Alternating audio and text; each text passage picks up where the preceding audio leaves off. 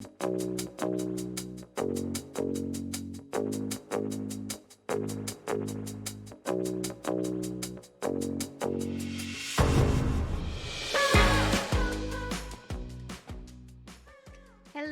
and welcome back to the second half of Hunter's Gathering. Gather around the campfire with us. I am your host, Markeia McCarty. And what we do here is that this is basically a chill one-stop shop for things that happen behind the games. Things that happen, why did these cards get designed in this way? What does this artwork mean? Why did they choose this for their rock music design? I'm talking about all those things. So what we will be discussing today is GMing the world of Altered Carbon, like do's and don'ts, not only GMing that world, but things to take that into other worlds that you do with your RPG games. So, for this interactive journey that we are going to embark upon, I have the wonderful and illustrious, has been known for a number of RPG campaigns that you have enjoyed, whether they're at QE times, whether they are, going through space, whether they're under the ground, whether they're on top of the ground, but he's a vampire. I'm talking about vampire. The Xander Jeanneret. Hey! Also, library bar. Yeah. Now I just do it no matter what. Yeah. I still need to look at our actual Zoom and then do like the right way. It's just one of those things. Every way is the right way. It's jazz hands. Every way is the right way. Yeah. Library bards is library bards. Yeah. It is like a Pavlovian response, though. As soon as someone says, even library card, I'm like, huh, what? Oh, okay. I love it. No, so I enjoyed being part of the music video that y'all did. Yes. Where it's just like, it was so much fun. And I loved being in like a GM sequence there with y'all like popping out of nowhere. Yeah. So much fun. For those who might not be familiar, I'm part of the Library Bards, which is a nerd parody band. So we take top 40 hits and transform them into the nerdy versions they should have been in the first place. We make them better. Exactly. And their album is available everywhere you can find albums right now. Yeah. And you can also follow them on @the Library Bard. Nope. At Library Bards. Library Bards. Yeah. I follow you on Twitter. Yeah, no, it's all good. We always say it's like library cards, but with a B. Ooh. Mm-hmm. And both are good and should always be had. You know what is amazing right now is the digital library programs, especially here in Los Angeles. Yes. You have a digital library card and you can download ebooks and audiobooks and media and things like that. And a lot of people just don't know that you can take advantage of that. Oh my gosh. Okay, so let's take this moment. Yeah. I know this isn't part of our discussion, but if you were in the chat room on Twitch, you could probably try to steer this ship. Good luck. Yeah. But with that, you need to know is having fun isn't hard with a library card or bard, depending on where you are. I love you. Thanks. But yeah, I heartily endorse this because the library has helped keep me sane with things. And, there are so many subscription services already. Mm-hmm. Sometimes people don't want to also join another one that is predominantly books, or maybe they don't want to keep on buying books that they haven't had any previous experience with or whatnot. Yeah. The library is here for you. Yeah. This just became a library promo. I'm down for it. Yeah, no, it's like there are so many different categories. I cannot say this strongly enough because I'm a horror, sci-fi, romance, self-help, post-apocalyptic YA type of reader, and there's so many others, and it's just everything's there for you. But okay, so what we're going to start off with for this is we're going to talk about the general world of Altered Carbon, what you can expect in it, what happens within it, what we envision it to be, type of a deal. We've got like some concept art that is pulled directly from the PDF book that, well, from the book, but it's for us as a PDF. Yeah. That you can view that helps you really envision this world that we're going to be discussing and just literally nerding out about. Well, and not only that, with this book in particular, if you're a fan of watching tabletop RPGs, especially streamed, you'll see a lot of familiar faces appearing all over this book. Exactly. Exactly. So that's something to well, there's many reasons to get this game, and hopefully Right. we'll, light that fire underneath you for it, but that's a really good reason. So Right. along with that, we are going to go into elements that have been happening within our Tuesday night campaign. Hunters presents Osaka Eternal, which is a supplemental version for Altered Carbon that is in production right now. And maybe by the time that you're viewing this, you can just go ahead and do a click and buy off a shelf. Who knows? But Also, up to how's this the point, future? It's got to be better, right? It's there better. you go. Oh, of course, that's what the future is. Uh, yeah. But yeah, along with that, we're gonna go over different things that have already come up in our campaign of it. On Tuesday nights, 6 p.m. PT, Xander Jeanneret is GMing this world along with myself, Michelle Wynn Bradley, Melee, Melee Damage. I keep on wanting to say their, Melee Yeah. Damage. Uh-huh. And then also Gabe Hicks, who has taken over for the character Patch from Luis Corazo. So yes, it's an exciting time. Amazing At the cast. at the time of this recording, we And have the you. finale to Have look you forward to. mentioned that you're in Did I it? not mention me? Hey, Markeia McCarty. Did I say my name at the I beginning don't of this? remember. I really hope I did. I am so bad about that. If there's Who not a are you? And what are you teleprompter, doing in my computer? if there's not a teleprompter that tells me to say my own name, it's like literally wow. Stay classy, San Diego? I do Ron Burgundy my teleprompters though. It's been a fun joke for everyone. With I do it with inflection. Right. It's a thing. Yeah, other things that we're gonna go over. If you are considering doing a criminal for your carbon campaign, like I have with my Mm-hmm. character Satya, we got you. We're gonna, discuss some things with like the trait tree that involves with that. And not only that, but what happens in other worlds that you want to be a criminal element, but maybe you're in a band of do-gooders, or what is that vibe thing? What are some tips and tricks? So, we got you on a number of things. So let's go ahead and start off with like the general world of Altered Carbon. Yeah. So there is a Netflix series with 2 seasons that I highly recommend checking out because it's one beautiful, Mm. and two, like the acting in it is incredible, and it's a really interesting exploration into this sci-fi world. The basic premise is that aliens have gifted humanity with the technology to sort of download our personalities into stacks or little hard drives that then we insert into sleeves or the outward body that you inhabit. And this is 300 years into the future.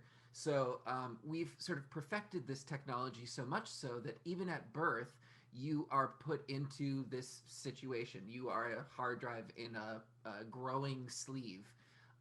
And so the exploration is what would humanity be like, especially with these people that have lived for centuries, able to re-sleeve themselves over and over and essentially never die. What sort of technology can we gain through VR or AI or different communication technologies? So it's a really, really interesting study, just what would happen in this neon future. On top of that, that's just the world. The actual storyline is a lot of the time based in noir, like a detective story where there are murders, and in this you have sleeve death where you could die temporarily and come back as in a different sleeve, or you have real death where the actual stack is damaged in some way and it's beyond repair and you can't be spun up again. You're actually dead. There are religious implications. There are different ways that this supplement touches on suicide, especially in the Japanese culture as well. So what does that mean? It's all super interesting. going off of that, not only do we have the Osaka supplement coming up for Altered Carbon, the role playing game, but there is an Altered Carbon anime that is on Netflix as well. That takes place in a different part of Japan, but has the same sort of basis in technology that you can see to sort of get a taste of the world. I love how you're a font of all the information. Bleh. I love it. No, that's awesome. I wasn't aware of the Netflix animated Yeah, series, but it's now, just one movie too. It's yeah. well, I'm watching that tonight after this show. Just as a warning, in the series and the movie in general, it is violent, in case that's Mm. not your cup of tea, because they do have the exploration of death in different ways. So it gets pretty gory. Yeah, yeah. For our chat room, if you want, if someone can drop like the content warnings, like in Mm, general with Altered Carbon, because there's a number of ones that I can think of off the top of my head, yeah. which like you mentioned, definitely there's a number of issues that happen with the basic concept of having a classist system where the more money that you have, the longer you can live, the longer Hmm. you can choose what type of bodies you can be re-sleeved in once there is a sleeve death that happens. So money being power, along with that, there along with that, there's a number of different other issues. Even in the future, we're still trying to work things out. Yeah, well, there are definitely resistances to those mega elite, the Methuselahs, as they are called in the world. And the series sort of goes into that with Gilchrist Falconer and this resistance a long time ago in the world. And then these elite warriors are being sort of, or at least one of them, the last one of them, is being spun up into this modern world and used to sort of suss out this murder mystery. Indeed.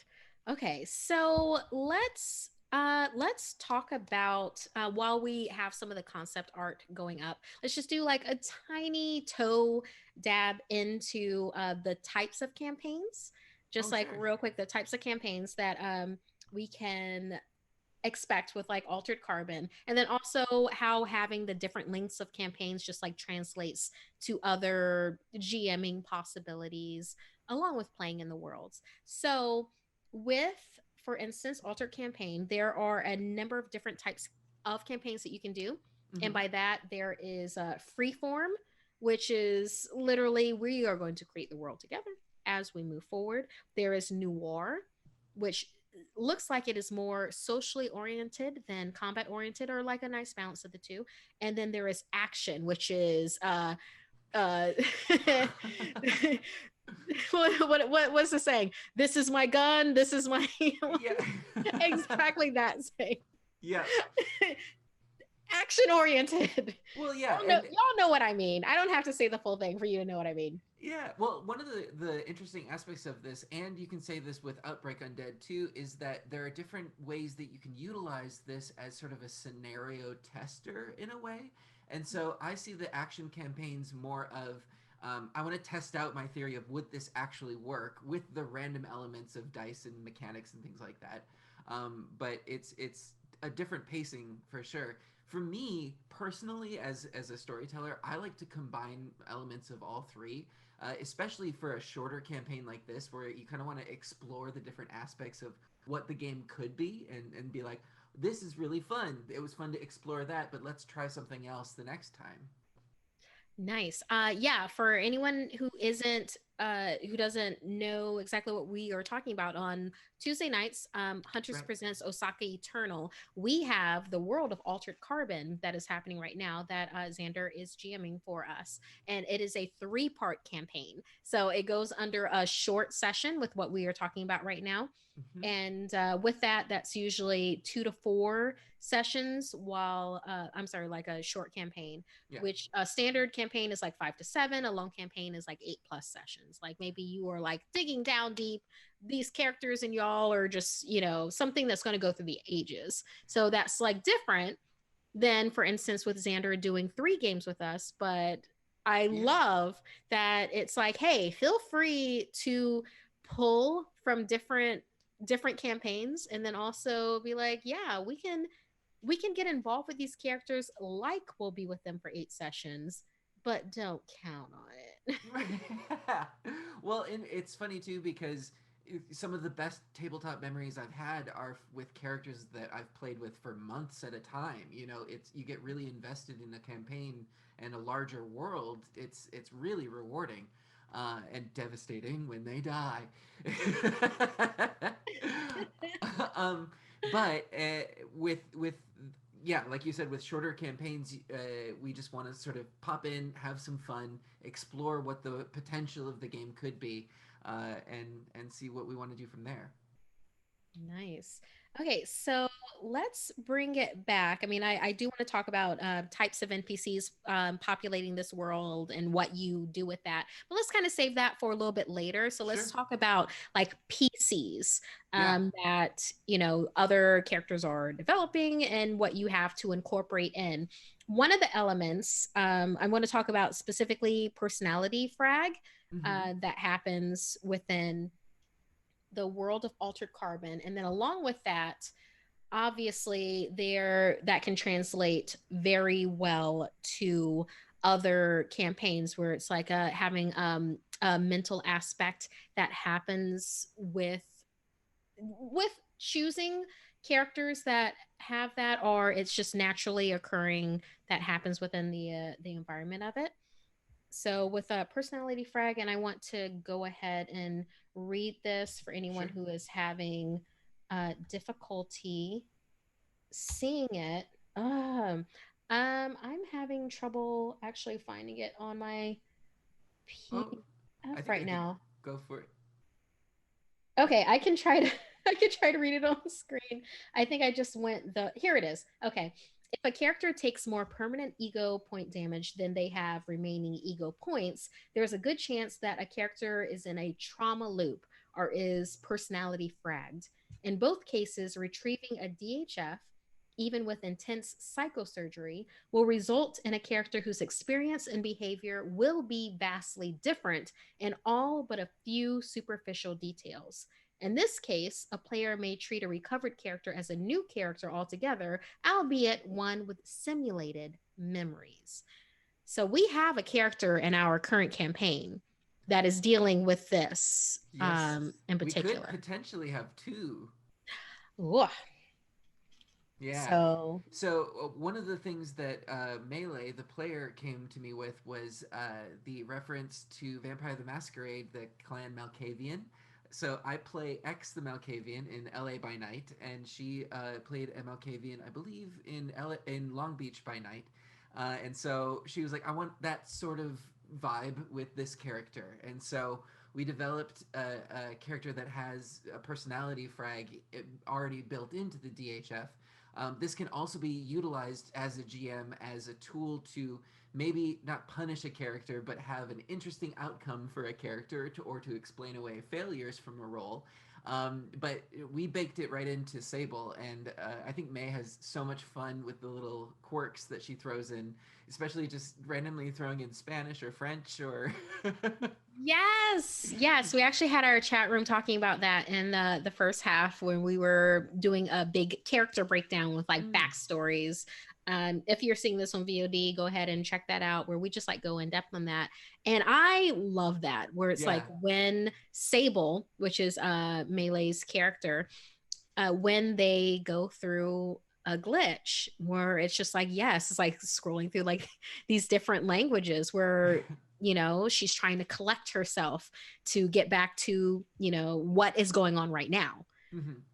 And this part of the game too isn't necessarily a hard mechanic that you're like, oh, you're glitching now, like you do something funny. It's really up to the player to add that immersion into the game. So I trust that May is going to factor in the personality frag into her decisions as the character and isn't going to like metagame of like, well, it doesn't affect me now. Yeah, yeah. I just like that it leaves space for neurodivergent. Yeah. So I really respect that and I appreciate it. Yeah, well, and So, then one aspect of it that might come up too is experiencing it in the same personality in different sleeves, much like you referenced with Patch in Luis Carrazzo and Gabe Hicks both playing that character. yes, absolutely. And for those that are just joining us, we are going to have our finale recap be with those two players talking about what it's like Mhm. to be Patch, because they both are. Right, They both are a Patch in they this both world, are. and they are accepted as that. You know, yeah, you are your identity in this, no matter what sleeve that you're in. Right. So yeah, and to just like discuss that, and we will have, oh, I'm sure, a very in-depth and then also fun and probably wacky conversation, which which just happens. Yeah. It happens here. So yeah, so that's something that came up, and I'm really glad that we totally addressed that. So let's talk about AI characters and ego in Hmm. general. Yeah. So yeah. Well, this is actually a great transition too, because with May we helped develop the AI NPC character of Fox, who is in the world or of the Netflix show. We have Poe, who is this Edgar Allan Poe sort of hotel concierge that then Yes. gets like Oh. sentience and follows around the lead character. So it's fun to sort of explore what does it mean for an AI to sort of do whatever they want, since the people of this world sort of ignore them now. They had their comeuppance, and then people don't use them as much, or they treat them as tools. And so, not only focusing on Yukio, the missing AI from the theater, but Fox as an AI character who is putting back together humanity in a way by finding these damaged DHF stacks and reuniting them with parts that he finds in a scrapyard. And so there's a ton of fun ways that you can add AI characters to supplement your game, to add, the fantasy of an NPC in a video game can be in this, like someone who repeats the same line over and over again, like "What are you selling? What are you buying?" That kind of thing. I just need you. I need someone to make that a ringtone. What Xander just said. Although, What what are is you it? Is it selling? Resident What are Evil? you buying? Yeah. I will take that ringtone, sir. Yeah. Comes I at a I high enjoy. price. Yeah. Sorry. Anyway. No, no, no. Love it. No, it's like I love bringing that up with just like AI characters and ego, like in general. But let me read what we have here. Yeah. As mentioned in the variant character section, see page 78. Y'all Mm. that have this or will have this. A Reading character that along. is an AI construct will have certain vulnerabilities and resistances when it comes to ego damage.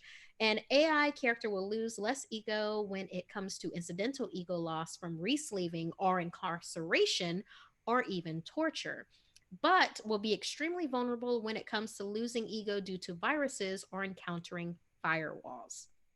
Yeah, so there are alternate characters that you can play as a player in it. You can play as an AI character. You can play as, like mentioned, the envoys. Those are the older sort of warrior resistances or types. And even though Takeshi Kovacs was the last envoy, in your world, maybe you were the last envoy, or maybe a bunch of them survived, and you could go high up into the elite and play the Methuselahs as well. So the game is really flexible on the different areas of the Altered Carbon world that you can play in. The difficult part, I think, is as a GM trying to get these characters together, because if they're all coming from these different worlds, it's a fantastic story. So you can really pull the strings, but it's fun to get the four together. Yeah, I mean, you've probably experienced that in other games Mm-hmm. where it's just like you have all of these characters of disparate backgrounds, and it's just like, wow, how do You I meet get at a this? tavern. Yeah. Yes, you meet at a tavern. You know, you just have this murderous rogue, and then Right. like this chaotic good clerk. Yeah, I'm yeah. sorry, cleric. Clerk. I'm not even No, supposed no. to be here Yeah, today. it's the clerk. Cleric. Uh, and then, gosh, I'm trying to think of some of the D&D characters that I'm playing right now. I have an aberrant mind sorcerer that Well, I'm playing. if you could reskin the Altered Carbon characters as D&D characters, Ooh. even chat could help out with this too, but what would they be? Yeah, please chat. Let's reskin some either the ones that we're playing right now on Tuesday nights, reskinned as D&D characters, or just like ones in general. I mean, Oh yeah. you're pretty immersed in like Altered Carbon world as it is, and if not, you're here, so I keep on bringing it up. Yeah. So just like utilize your imagination, and please hit us back with that. And JB, our tech wizard, hit me back with that so that I have one eye on everything. But I just I really enjoy thinking about that. But with AI characters and ego, like with ego points in general, from what I understand, being re-sleeved kind of makes an impact on your personal self identity. And Yeah. that's it's not necessarily replenishable well from having that impact happen. So Hmm. do you have more that you want to talk about with that? Yeah, well, in character or creation in this game, you have various points that you can spend for different benefits, but you can also hold on to these points to use later on for instant benefits of like, oh, I should have raised my perception with this, and those are stack points, which I are did that in our you last did. game. Yes, Did. and so there's also the ego. The stack points reflect, the physical stack that you have, but the ego is that the software, the humanity behind this.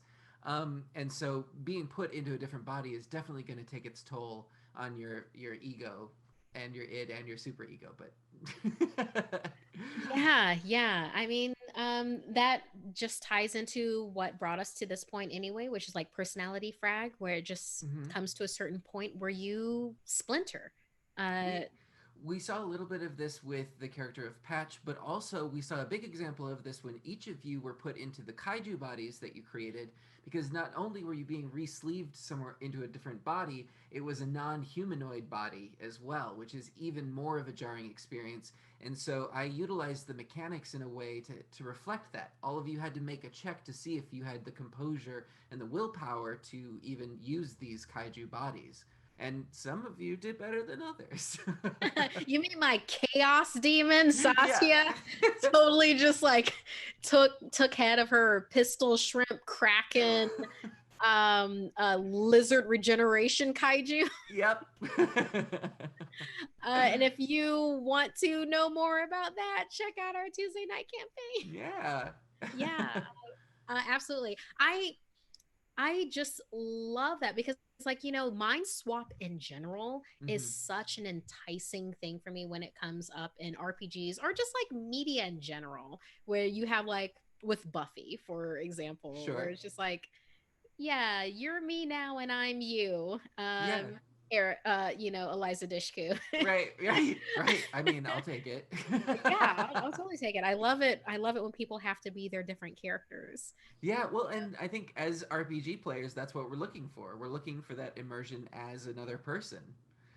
It's funny because we have a saying in the community of like that's a LARP, and if you look, you can see hashtag that's a LARP. But people that are were when we were able to go out and do things, we're going to like the Galaxy's Edge at Star Wars, and it's like an immersive experience where you can play your own character, and it's like that's a LARP.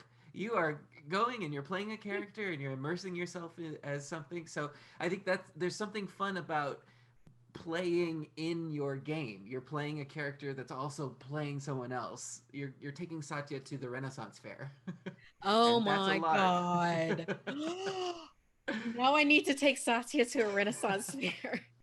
But I think that's one of the best things about sci-fi in general, because you've got the holodeck on Star Trek. You take these characters and you put them in these wacky scientific situations of another planet that's all 1920s gangsters, or of kaiju that are fighting in a pit in a castle in the sky. Like, it's so ridiculous, but the concept is just fun. Yes, I very much love that so much. Yeah, one of the things that makes me think of like in general with this is like how we take different elements of ourselves and then Mm. translate that into our characters. Like Like it'll just carry over. It's literally just taking an element of yourself and then just popping the volume up. And then like for I've always wanted to be a chaos demon. It's Right. not my makeup. I'm too Virgo. I'm too Virgo Me too. to the chaos properly. Yep. But there's that kernel. There's that kernel Yeah. in to then like pop that up to 11 Right. for a character like Satya. And then like as a GM, I'm sure Yes. you're able to do that with NPC characters, for instance, Totally. while you're populating a world. Well, it's funny because, especially going through this experience, GMing is a totally different muscle than playing, and it's still fun, and I love to do it. But I am a player at heart. That's what I really love, getting into the one role. But GMing has been really rewarding, both in like home games and out in different events, and then doing this show as well.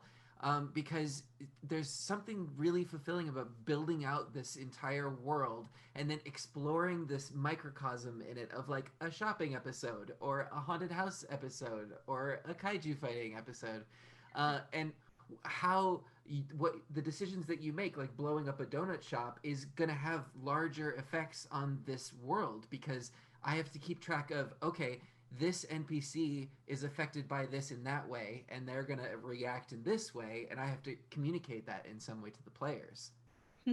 What Xander is referencing is Satya chose to blow up a vintage donut shop Yeah. to get a bunch of cops off of their backs. But the repercussions of that is that now there is a bounty on her head. Mm-hmm. Like, that's something to just be dealt with later. Right, right. And with a chaos demon like Satya, that is a gift to the GM. In that, much like I had mentioned LA by Night earlier, but the GM from that is Jason Carl, the storyteller, and he has a saying of "I'll make a note."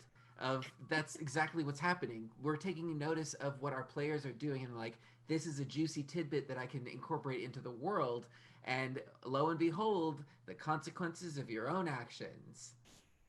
Silver platter. Hey, I'm all about it. I'm all Yeah. about consequences. I'm all about what the dice says is what happens Right. type of a deal. And I feel like that as a player, when my choices have actual impact, that's when I find the most joy and immersion. Because it's one thing when you're just going through the motions and you're like, check for traps, no traps, da da da da da.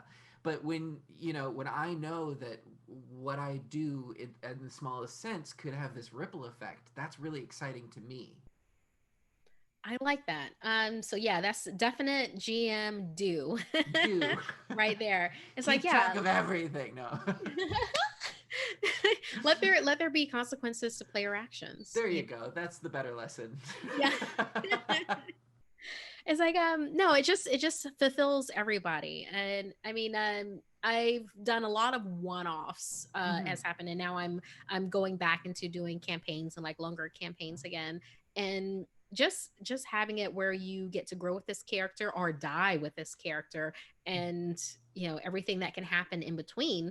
Hmm. Hopefully those are a number of sessions apart, but who Yeah. knows. The dice declare all. Or So it's death on the first session and then explore that. oh, you're bringing up Geist Geist, that yeah. we did together on QE times. Yeah. Yes, explore that campaign with us. Literally, we died during the first session and then Hmm. had to discover the afterlife. And then, along with that, the creature comforts of a giant Geist that was along for the ride with us. And But altered carbon could very well be a setting for that as well. If you have a setting where you open up and your characters die, that spoilers a little bit. That's kind of what we did. hey, it's kind of what Altered Carbon did. That's Like true. the Netflix show itself. It's Yeah, like our first episode. that's true. I mean, just saying. So don't. I guess the lesson learned here is don't fear the Reaper when it comes to RPG games. Or That's Blue literally what Oyster I'm Cult. saying. I know, I know. I totally took it there. Okay, No, I so need more cowbell. I totally need more. I always need more cowbell.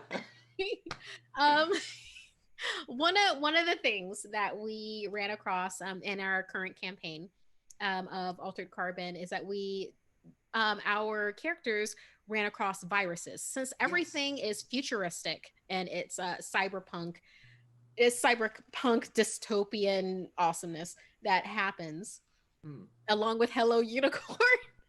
Wait, LED backpacks filled with wait. I've goodies. got it.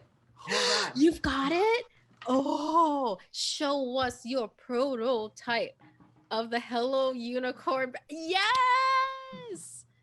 Yeah, so those that have backed us on Kickstarter for Altered Carbon, this Hello Unicorn backpack, this one is a prototype. So this isn't Right. completely totally what you might get, but this is such a good look at what you're going to eventually get. And it's It's a like hard case. I'm so looking forward to mine because heck yeah, I wasn't even working for the company yet and stuff. And then like Ivan put down all his stuff where it's just like, hey, yeah, we're doing a Kickstarter. I'm like, click. I want the backpack. It's a good This is backpack. happening.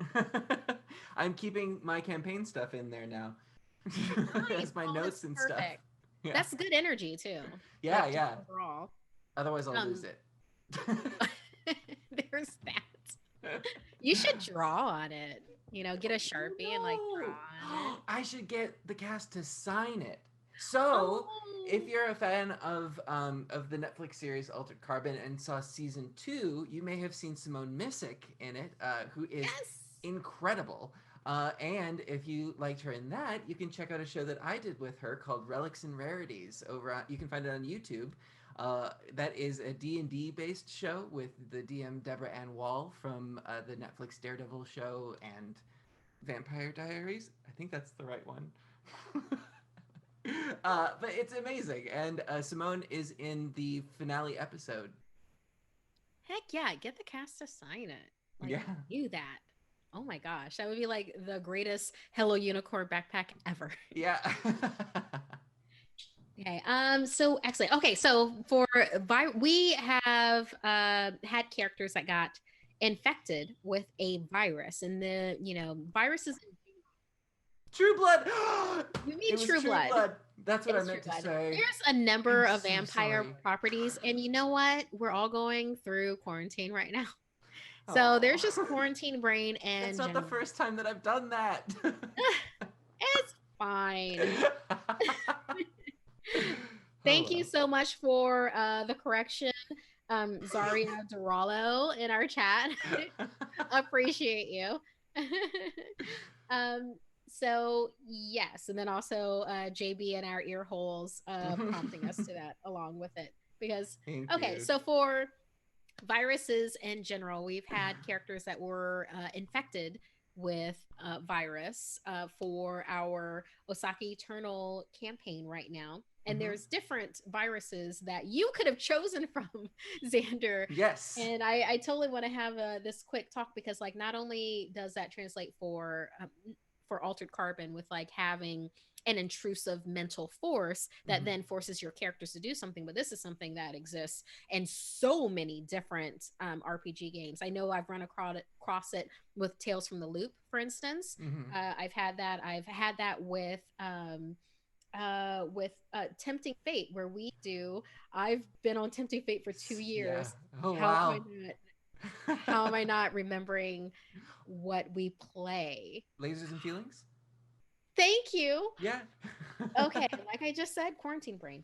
So yeah, I with got you. lasers and feelings, I've run across that where it's just like being overtaken by another force, like a type of possession. So the viral categories that we have for Altered Carbon is that we have a breach, which is basically overriding security protocols.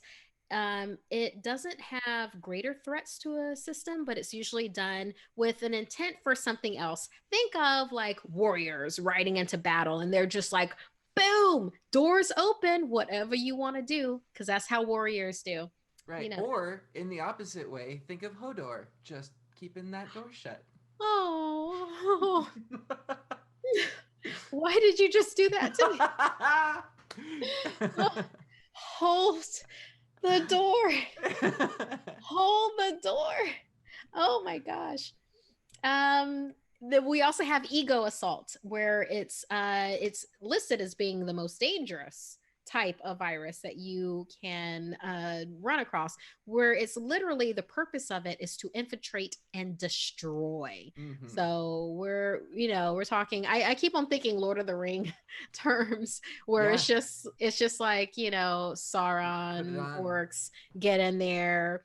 We're going to kill everyone, salt the earth. I am the head dude of everything. Right. That's what I think of as the ego assault. There can Why did only be one. I'm mixing all of my analogies. it's all good. Why did you touch the orb, you stupid son of a took, or whatever he said? You foolish son of a took.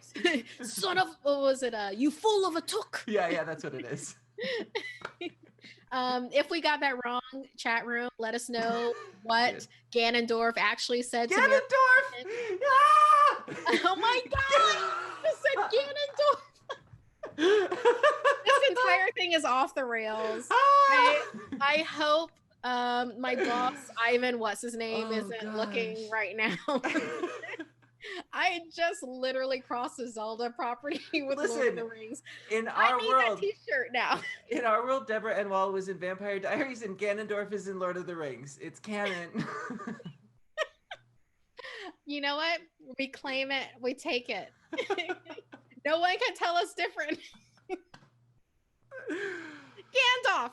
Gandalf. And Merry and Pippin. Yeah. Now we're just listing characters. Those, no. Okay, we got Okay. this. We got this. It's fine. I've got Who's in kombucha. We're charge? good. So yes, if you in chat want to tell us what he actually said. Merry and Pippin. Sure. Moving on. Surveillance. There is a virus. There's a virus that is literally an investigative tool. So you just want to monitor activity on another device, and that's all that you want to do. You're just there as a voyeur. You're not there for the fun and games. You just like You're to watch. just you just like to watch. So that's a virus. We're never gonna get this again. We should never be left alone to have a show. They knew what they were doing when they were like, no. Kia, you want a show? I was like, I do. They knew what they were doing. Okay, we could do And this. then there's Trojan malware. Seems to be harmless. Someone clicks a box and boom, everything is fine, but it's not, because it's all on fire. So those are, that took us so long to get. I know. It's literally 4 categories. It's fine. Yeah. Chat. Also, go ahead and if you have questions. Oh, I love that. Yes. Phoenix Goth is like, what rails? Yeah. It's not even a train anymore. Yeah, oh, no, I mean, Phoenix Goth, they've been here before. They know. Yeah. They know what this show is about. It's just a matter of time before something happens. I love all these mixes that are happening right now. Mr. Toe Tag is like Zelda, The Legend of Frodo. I'd play it. I actually would. Would. And it's just a tiny Sam as Navi that's like, oh, hey, listen, Mr. Frodo.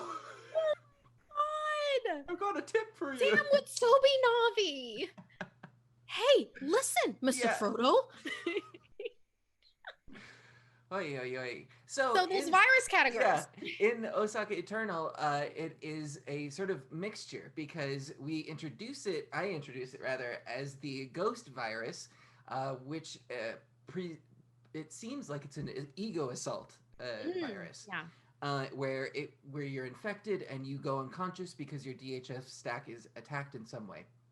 But through a series of circumstances, not to spoil too much, they find out that it's actually a front by the Seppuku Tigers, and that it's a surveillance virus where they are transferring the DHF stack of one of their fellow gang members to present as a ghost.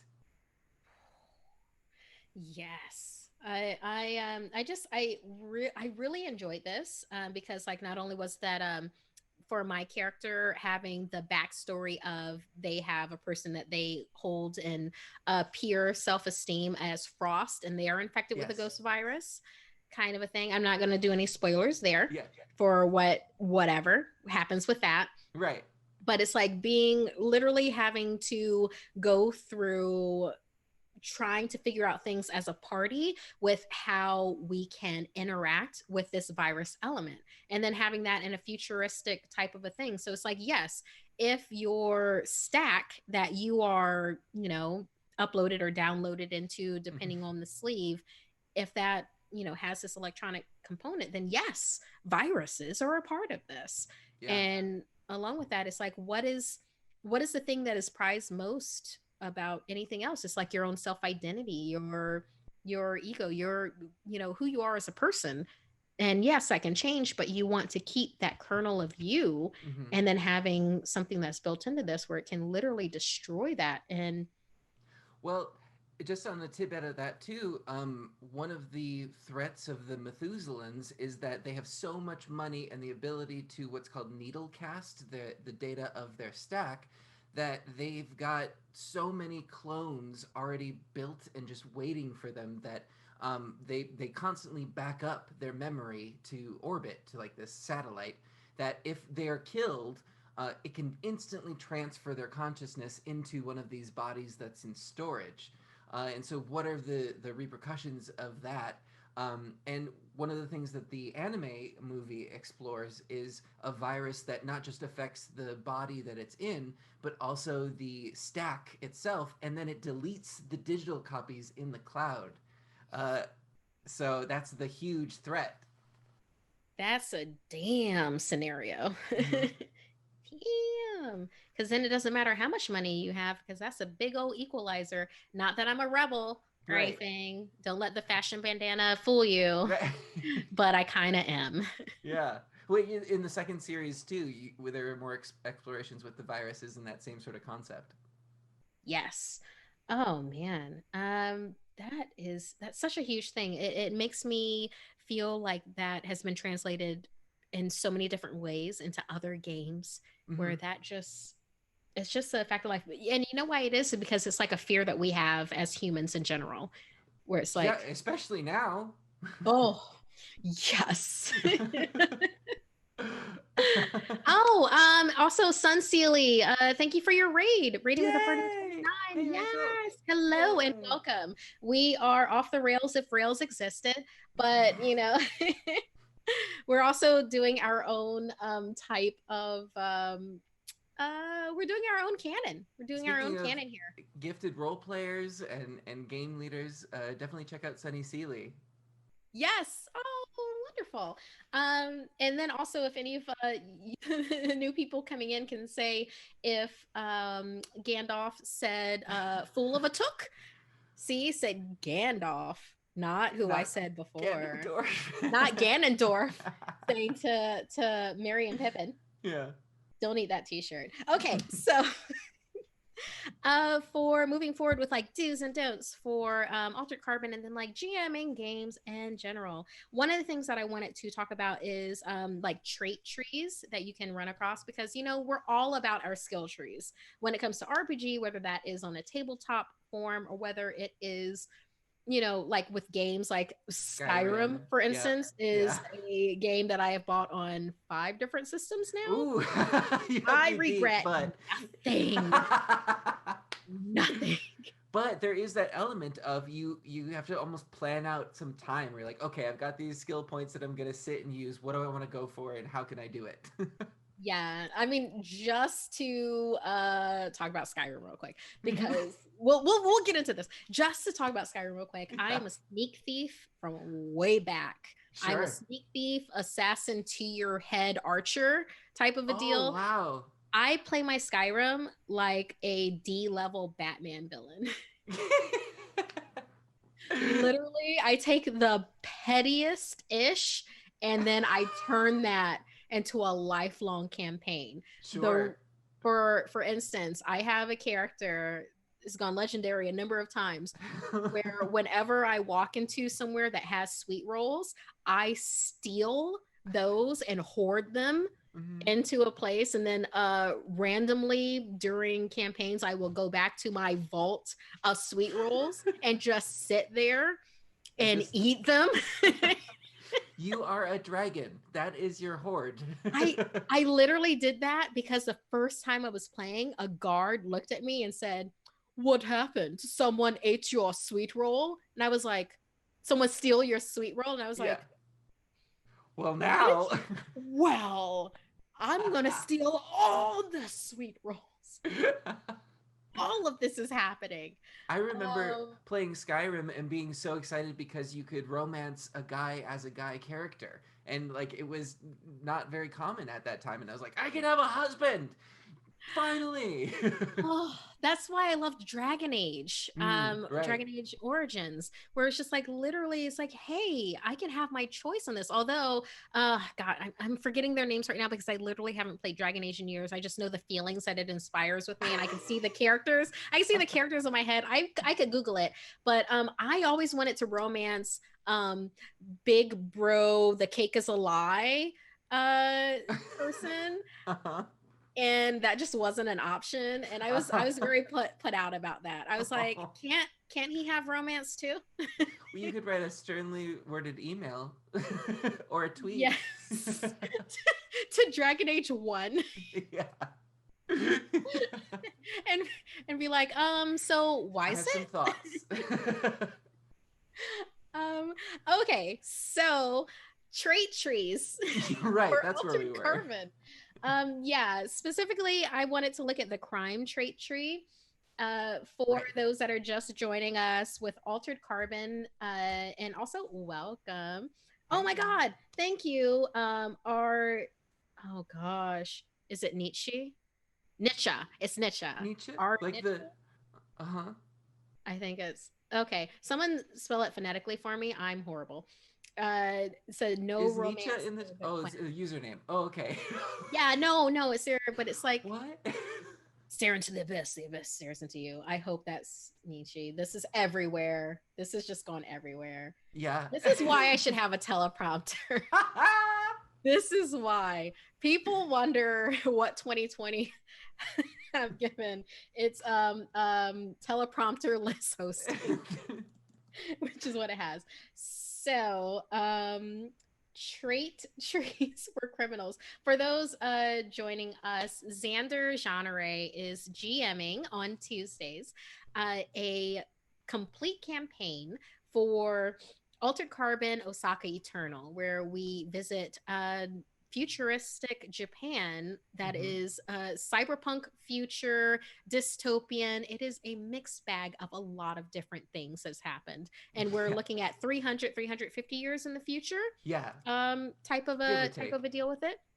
There's a number Far of in the things future. involved that you can run into, including rogue AI, kaiju creation. All of this stuff is what we are involved with right now. We are Yeah. in, I know, we're in That's part the nice two way to for put right it. They're involved with it, now that not we're the involved cause of with all the it. problems. I recommend seeing it on our VOD because literally the kaiju creation alone, where we got to choose different animals to then put our kaiju together, and I'm playing a chaos demon named Satya, who's just like put her in a kaiju body, and it's all the things. It's all the things. But Can, yeah, for those of us that are following along at home, could you remind me the page number for the trait tree yes, that we're looking absolutely. at? For the crime trait tree, in the PDF, it is page 164.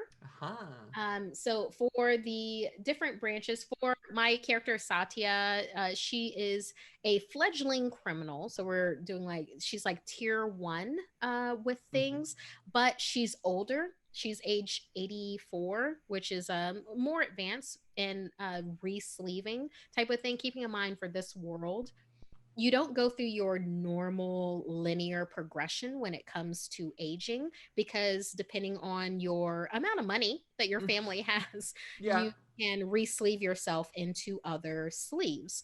So for my character, and her backstory is all about being under her family's thumb.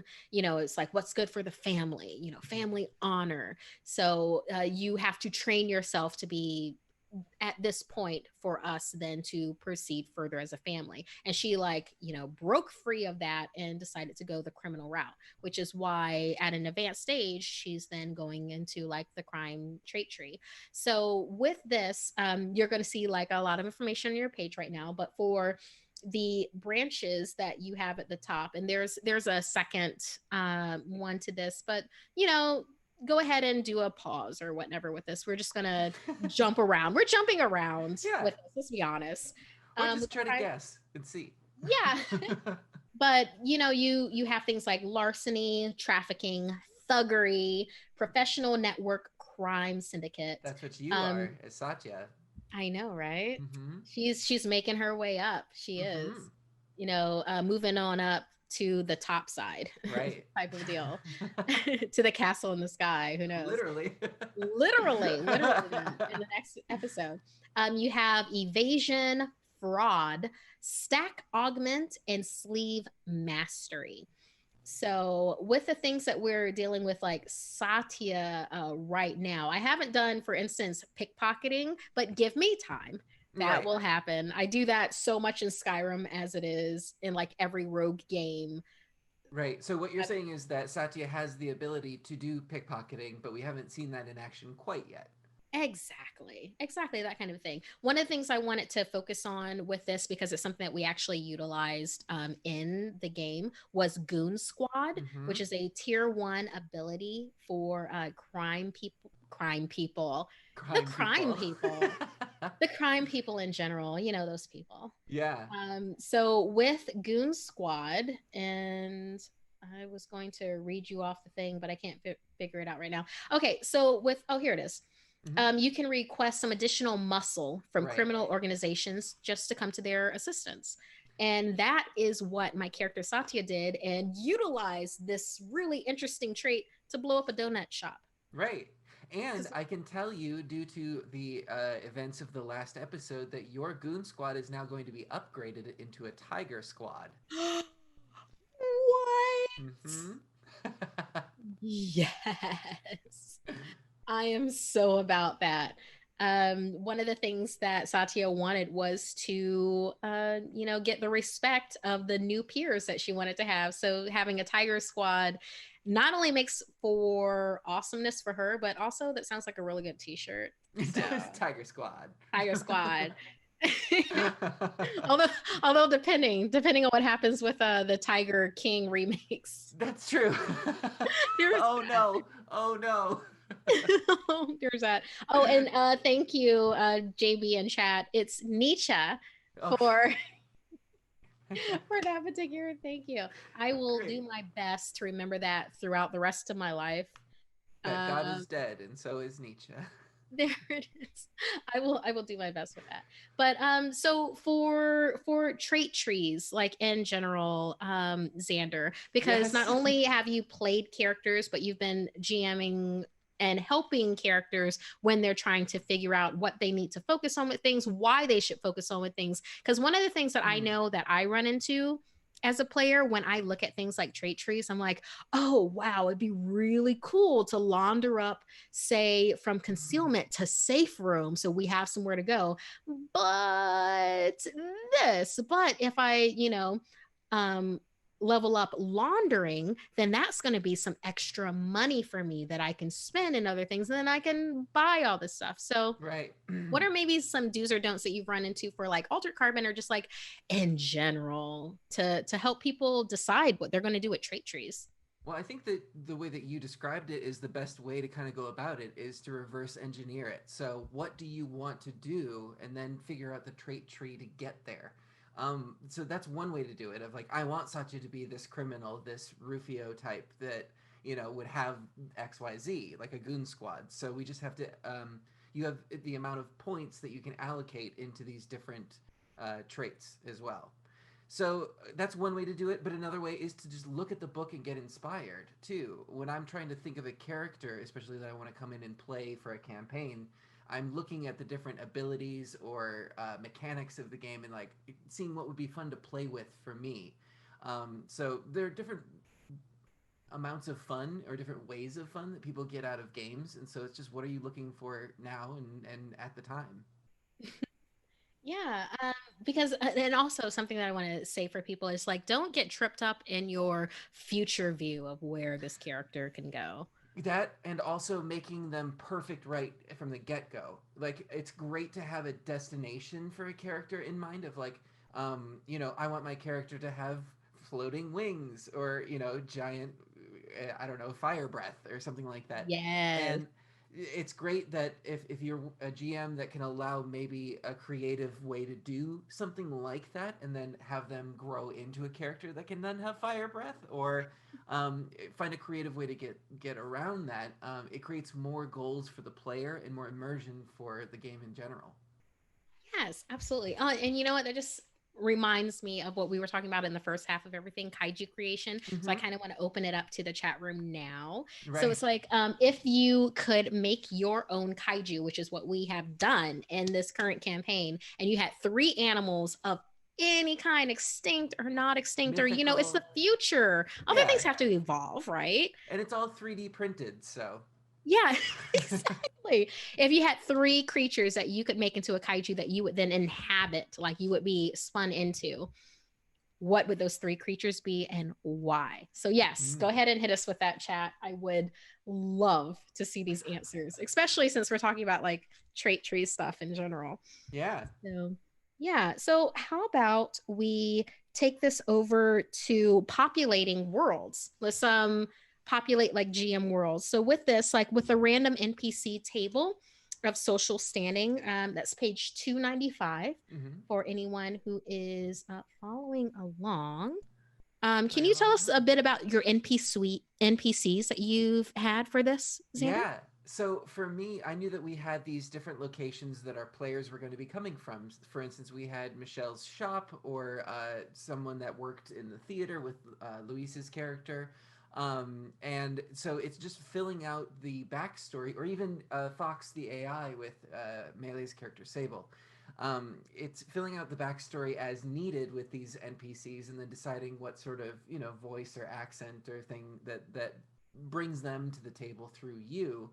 And then there's also deciding on the fly when a character comes into a scene and decides like, oh, I have my assistant here, and his name is Beasley, and he looks like this. You have to come up with something instantly and work with that. But within the book for Altered Carbon, the RPG, they have a handy table that you can use to have the different levels of wealth for the NPC. And at first, I thought you were coming back with a mask on, Marquia.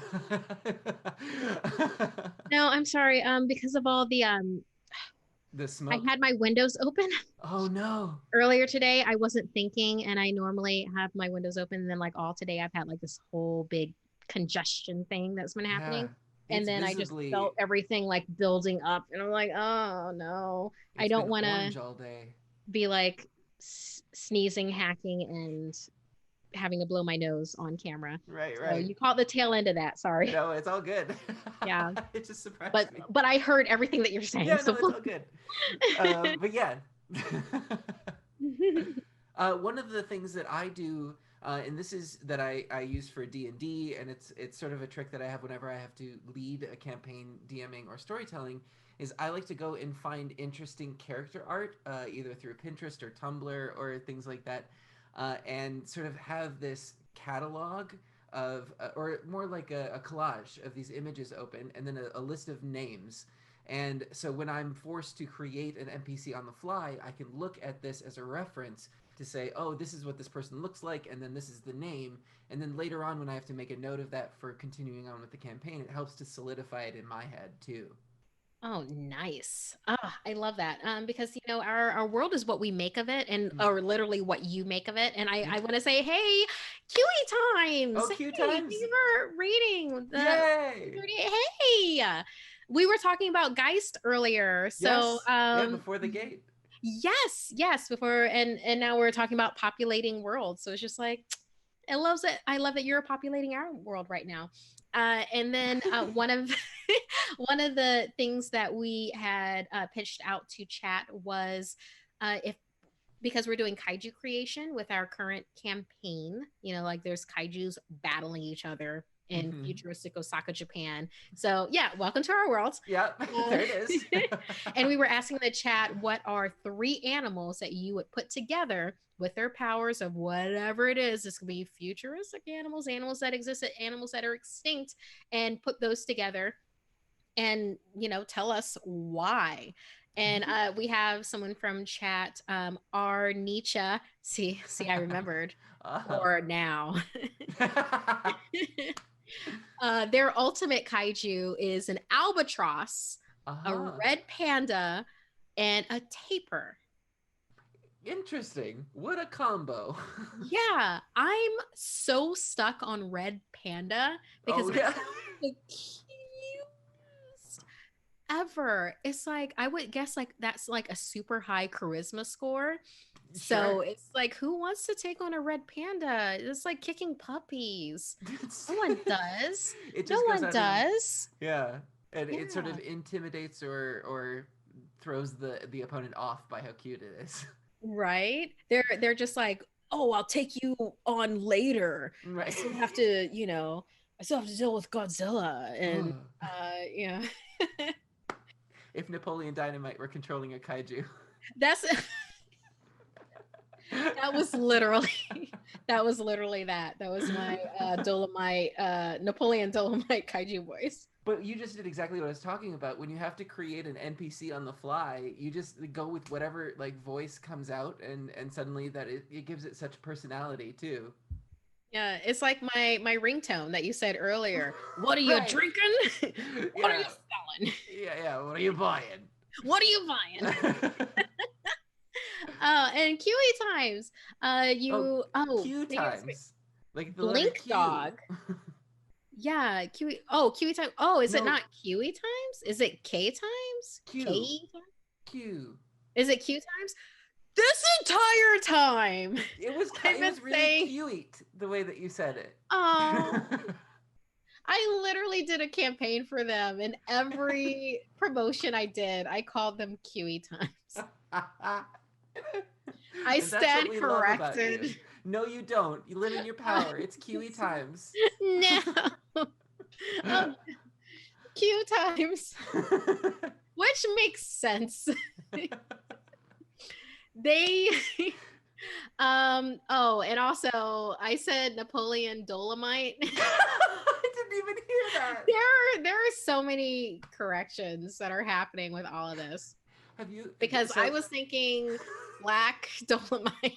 And it's not that, which is why I said Dolomite, and then I said no, wait, Napoleon Dolomite, because in my head Dolomite is black Dolomite.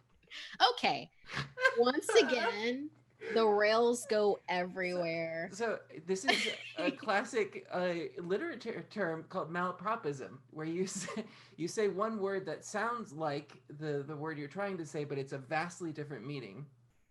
You are so sweet to me. It's true though. But even for you to bring that up, that is awesome. So Q times for their three, they did Blink Dog, Honey Badger, Uh-huh. and Mountain Lion. Uh-huh. I'm not certain what Blink Dog is. Is that like Smile Dog, the creepy pasta? Or like That up dog. like Like what's up dog? Up Dog? No, I'm just Wait. kidding. Oh my god, no. I'm just kidding. I didn't, right? I You didn't didn't. say it right. I did. No, I thought he was like, no, he said Up Doc. I said that, Like yeah. Blink dog, like a like displacer beast. someone would say what's before that. Right. What's up, dog? um, yeah, I'm just not sure what Blink Dog is. Like, it makes me think creepy pasta Tele- is from D teleporting. and D. Mm, Oh, okay, cool. yeah. This would be an insanely fearsome animal because mountain lion and honey badger together, like teleporting like Nightcrawler. Oh, Blink Dog. Got it. Okay, like Blink Yeah. thing. Excellent. Yeah, let's get that Marvel stuff in there.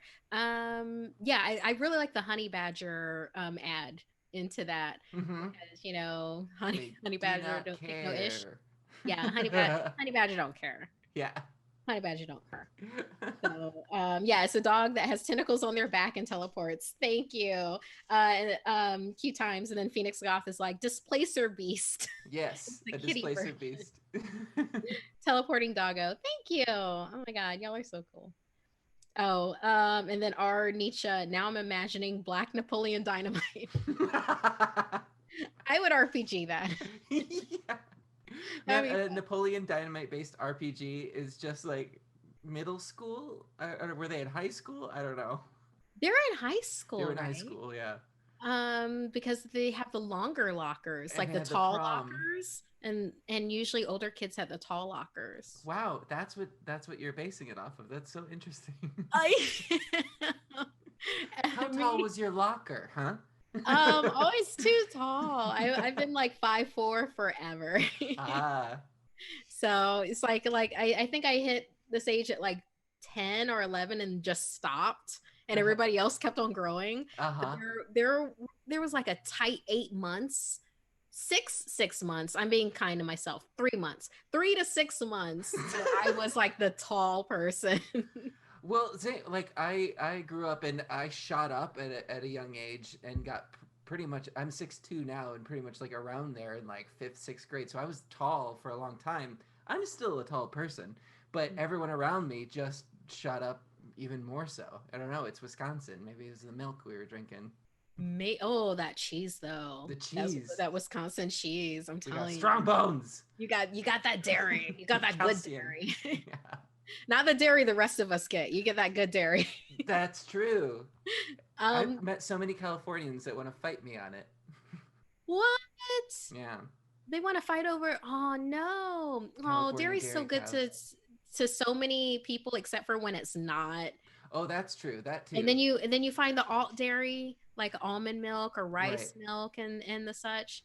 Can't we all just dairy along? Yeah. Okay, I'm gonna We've the range of topics tonight is I varied. know we are everywhere. We are a spectrum. We are a spectrum. I am enjoying myself, and I apologize for nothing. Yeah, It's same. just what it is. So yeah, so populating NPC world for altered carbon. For random NPC table, you can literally roll a d10 for a number of different aspects. For the one that we are looking at with this, depending on what your D10 lands on, then you can find your social standing for the NPC that you have in mind. And like literally, you can. I mean, I assume Xander do this either ahead of time or during play if you Yeah. want to. Well, this is definitely a tool for the GM to utilize if they're confronted with an NPC that they didn't plan for. Like if a player is like, I demand to talk to this person, and suddenly you have to come up with something. Or you can use it in your planning session if it's because it is hard to just come up with things on the fly. If you just even look at a table for inspiration of like, oh, these are the kind of options that can happen, you could utilize it that way too. Yeah, and you have a number of different options with like D10 in general. It's like you oh actually if chat wants to, do we have it set up in chat where we could do a D10 roll Oh, to to figure find out, out what NPC. yeah, to figure out the social standing of the NPC. If we need to riff while that happens, um somehow we'll figure out a way of making that happen. But I mean, looking at this, I really enjoy how Hunters Entertainment, just like kind of figured this out where it's just like, yeah, here's this like classes type of system, and then something for people that haven't experienced altered carbon yet, or you're about to, or you're thinking of going into it, or you're just like, hey, what's that? Oh, there's this. The Mm-hmm. lower you roll, Mm-hmm. the The better. better. Yeah. So you learned that out the hard way. Yeah. High rolls, catastrophe. Right, right. Well, much like in Outbreak Undead, you have degrees of success and failure based off of a target number that you're trying to get, and so you want to roll under the target number, and how much of the difference there is the degrees of success or failure. Yeah, and then for degrees of success or failure, you can have GM go ahead and tell you what happens, or, and believe me, take the reins on this. Yeah, Just take the reins on It's it. always a good time, especially for failure. That's where you really want to step in because you can kind of mitigate it sometimes if you make it really flashy. That's the pro tip. Oh, there you go. Okay, we've had a couple of rolls now. Thank you for the people that have rolled. I'm very interested in these. So we had Not Always Weak, and they rolled a 4. So yeah, so you could have a NPC character, this middle class, Hmm. skilled professional, AI construct. Oh, that's interesting. So that's like kind of the middle ground. Right. Just Um, the average NPC. Interesting. So you can literally have that A1 and be as Blade Runner that you want with it, For possibly. sure. I very much enjoy that. Let's see here. We have Mr. Toe Tag. They rolled a 2. And upper class. Oh, of course, because the lower you roll, the better Mm-hmm. it is. Upper Yeah. class, high ranking official or corporate officer. Ooh. Oh man. Fancy. Yeah. So if you're Just just like above middle management. so this isn't the person that you talk to when it's like, I want to talk to your manager. That's not that person. It's one That's step up. that's the person that like writes the checks for that person. Yeah, exactly. Okay, let's see. And let's do one more here. Rat with Wings. They rolled 9, which is Ooh. burnout, petty criminal. Mm. Now, If the you're difference between a criminal and a petty criminal, I don't know. What is Satya? I think Sasha is a petty criminal Oh, yeah. in the sense that she's petty as fuck. She is just a criminal who is petty. Yes, yes. So that's a capital P, capital C, Yeah. petty criminal, not a lowercase p and c. But yeah, I like that. That's like right above the dredge of society. It's like, dear God. So yeah, I love all of these people deciding by these roles that where they might find they might fall on the NPC social Oh, scale. no. Yeah, we've got a 10. Alex rolled a 10.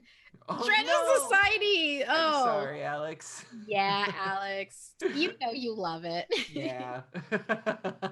Yeah, and then two, I don't see anyone who's rolled a 1 or anything like so. No meths. What are meths again? Meths Meths are are, born into yeah.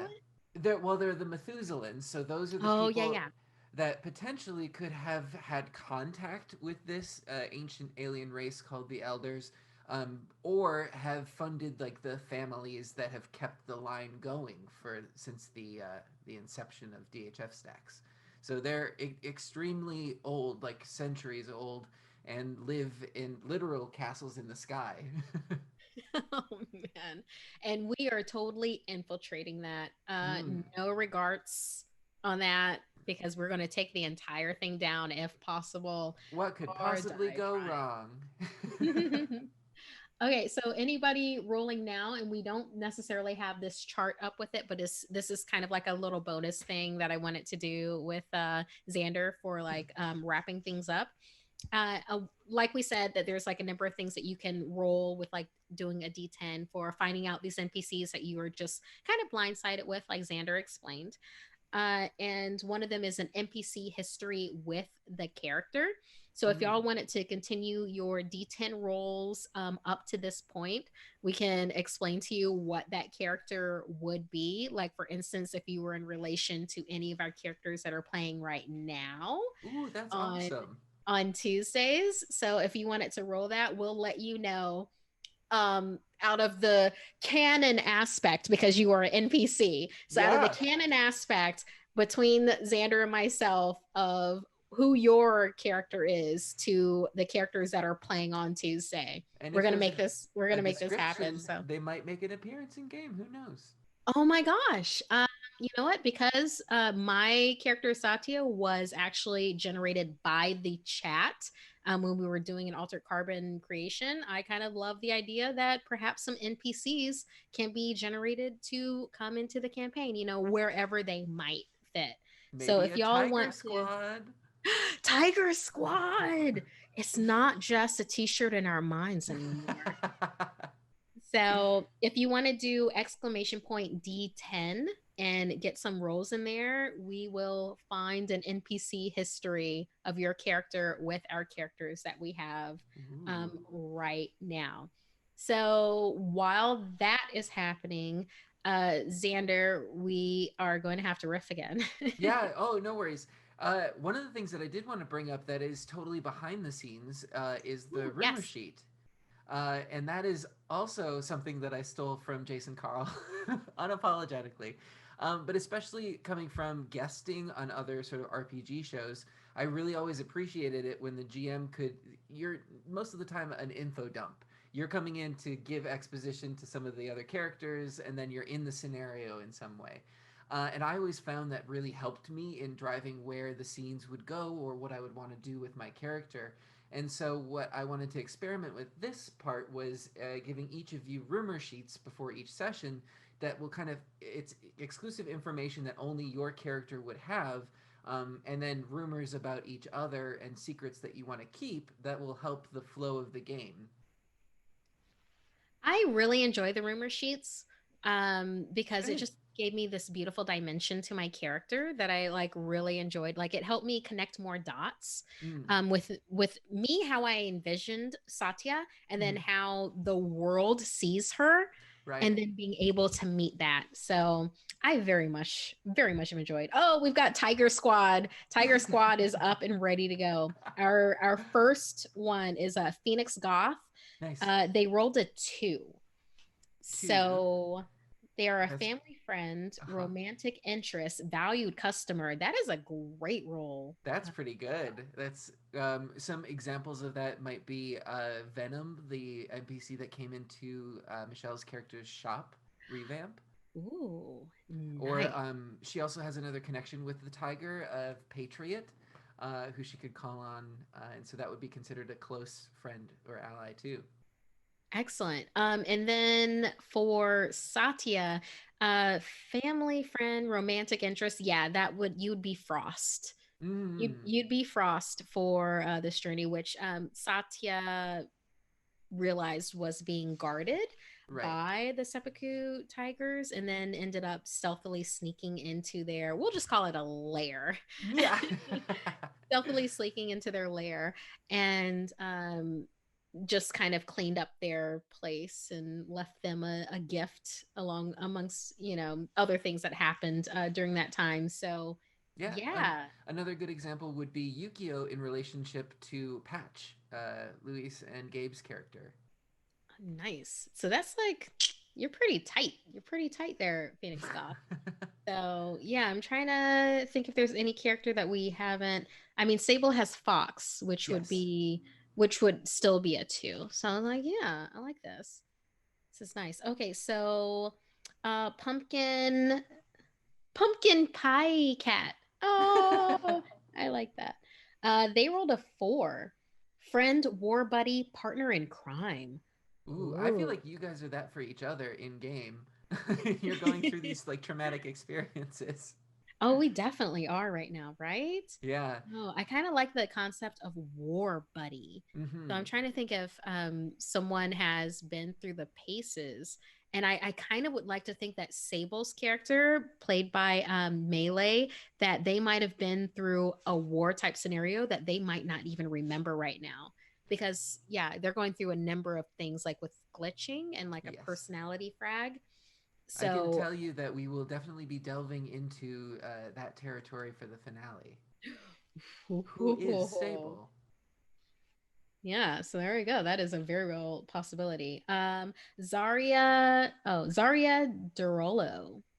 Yeah, I said that right. Zaria Derolo.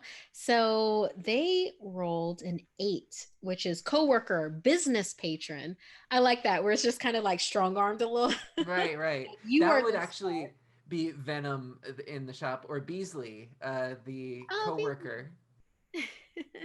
yeah, with Benton, like Benton, played by Michelle Wynn Bradley, is just constantly yelling at them. Yeah, poor Like, I Beasley. made you. I'll take you out. Yeah, that seems to be a catchphrase, though.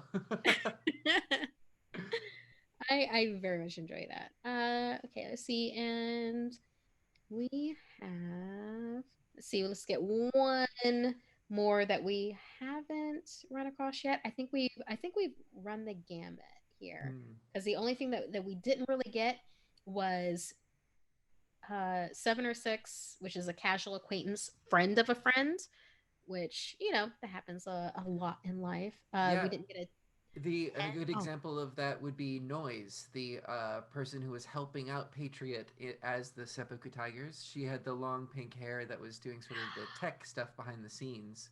And also, Sable encountered an AI that also had a glitch that was fanning, and so that would also count as one of those NPCs.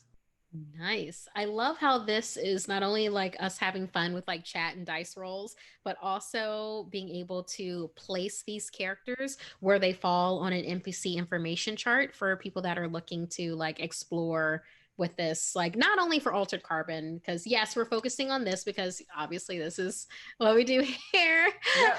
but also you can take that into, other places while you're trying to do like your own GM tips and Hmm. tricks.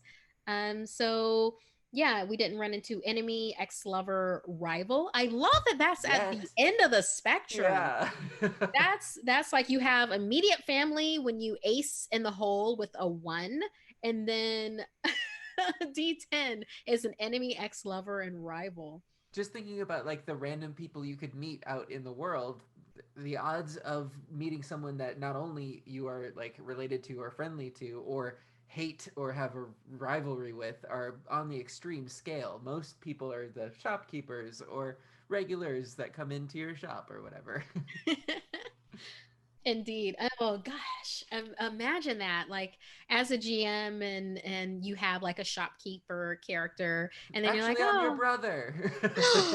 right? It's like, oh my gosh. Yeah. Be like, I am. Guess what? I was re-sleeved. I'm here for you. Oh And yeah. then they take out a gun. It's like, and roll for initiative. Yeah, that's the noir mystery.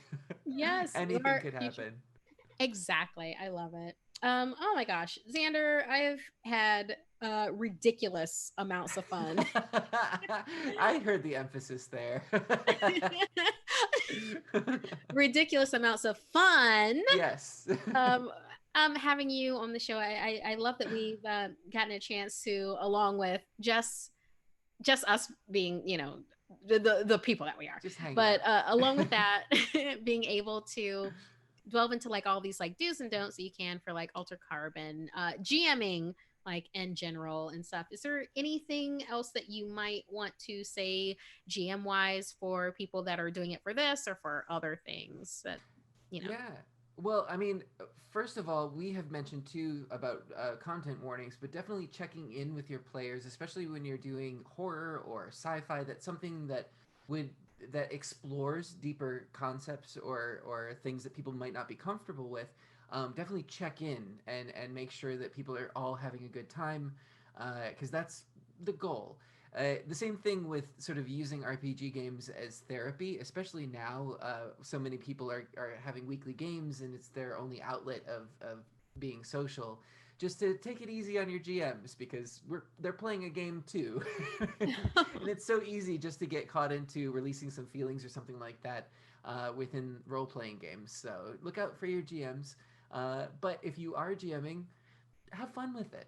It's a game, and I know that there's this pressure to take it seriously, and you want to give everybody a good experience.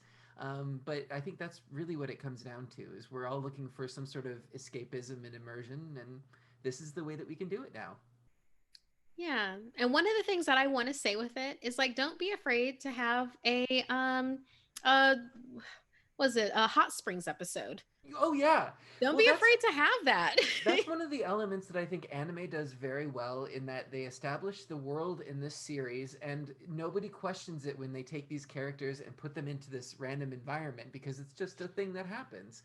And RPGs are exactly like that. You can have a shopping episode, a spa day, you can have a kaiju battle, a haunted aquarium. Like it's just a way to explore various scenarios. Yeah, you never know what you're going to discover, like in a player's backstory or context, what they'll be able to explore for themselves. I mean, I Yeah. love hot spring episodes. I Yeah, love yeah. shopping episodes. It's not all battling and being eaten by dragons. Totally. There, I mean, for me personally, what I enjoy in games is finding the pacing of that. Because if it's all intense all the time, it's too much and you get burnt out. But if it's too easy, there's no challenge to it and it's not interesting. So it's that balance of finding out, and everybody has different taste levels as far as that goes too. So it's really the dynamic of your group, and the only way is to check in with people. Excellent. Yeah, I love that. That is such a beautiful note for us to wrap this up with just like a GMing tips and tricks in general, including with to carve that magic as form and just like ooh into your computer screens or your phone screens or wherever you're viewing this right now. Right. We Projectors. talk about viruses. Gotcha. Oh no. Xander, where can they find you on social media? Yeah, I'm all over at Xanderific with two R's and one F, and I stream on Twitch on Mondays and Tuesdays on my personal channel. Monday nights on Q Times for Clear Skies, our Star Trek RPG show. Next Tuesday, here on Hunter's Entertainment for the finale of Osaka Eternal, and then Friday nights normally over on Pixel Circus for Failed Save. And then just to remind everyone who is watching us on Twitch right now, it is September, so you Yeah. get a beautiful discount on subscribing to places for like if it's 1 month, I believe it's 10%, 2 months 2%, and then 3 months 30% off of subscription rates. So if you want to do that with us, we will have a number of different guests and content. It's still gonna be off the rails. It's still gonna be an Yes. enjoyable, organic conversation. That's Yeah. just going to happen. But we will continue our exploration of things behind the games and then how you can apply that to the games that you're playing right now. And then also, spotlighting the games that we're doing, along with having live plays for Hunter's Gathering. We had a live play for Ragnarok, for instance. I did a character creation of Altered Carbon. You can also check that out on our VODs. We had a number of things. And then upcoming this next week, we're going to have a recap of Altered Carbon Osaka Eternal finale, and we are going to have Luis Carrazzo, and Yeah. then also Gabe Hicks, who are both playing the character Patch. The drama. I know. Because there's re-sleeving and there's sleeve death, and we ran into all of that. So we're going to go ahead and talk all through that, amongst other fun things that we have going on with that episode that I can't really say right now, but we'll see how that goes. But yeah, for finding me outside of this box that you're currently seeing me in, you can find me on Twitter and Instagram at Markeia McCarty. That's MarkeiaMcCarty. I'm also a narrator and writer and host for Something Scary, Yeah. which we are celebrating Halloween now. Of There are people course. that are like, Halloween's canceled. I'm like, who are you? Halloween I is don't know you. forever. Scream inside our hearts. I know we will scream inside our hearts, inside of our places for the next 2 months. Yeah. But we are doing special Halloween episodes every Tuesday. It's an animated horror series called Something Scary. And also we do podcasts. Right now we're number 5 of fiction podcasts in the United States of America. So Congrats. that was very nice. That was very nice. I don't know if that's true anymore, but It was true at one point. I can say it was. It was Yeah. true. It was true at one point. I'd have to like recheck Spotify to make sure. But yeah, and go ahead and check us out on YouTube, youtube.com/snarled if you want to see the animated horror episodes. If you want more adapted horror, like stories, and they're like really good. They're really good. Our Halloween goodness, then go ahead and check us out wherever you find your podcast.